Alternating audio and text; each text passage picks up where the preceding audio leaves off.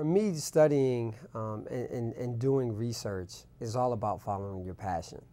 And so I looked at basketball as something that I could study for a long time and still wake up excited every day to kind of get out into the field and look at things, look at people, and be around it. So the blood, sweat, and tears really are meaningful for me. Looking at basketball even as just a case study, the real framework for my book is understanding a career.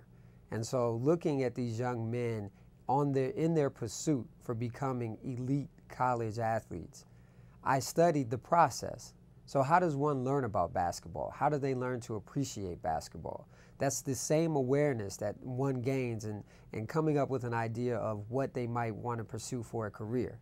And then after they've learned, and the people that are involved in that learning, how do they strategize? How do they figure out what it means to be in that position? How do they learn what it takes and the kind of work that they need to put in? And so that's very similar to, being a professor, me learning that I needed to go and get a master's degree, go and get a doctoral degree.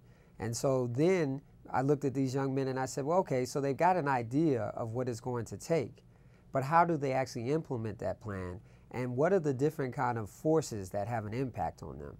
I look at sociology as this way of understanding the everyday, and I talk about making the implicit explicit, so that I want students to go out into the world and study the things that they already do and that they already take notice of, but really try to uncover the hidden rules and norms and look at their own ideas for how they see this world. And that helps them to be able to make some new understandings of how they might change the world and how they might see this world in a different light.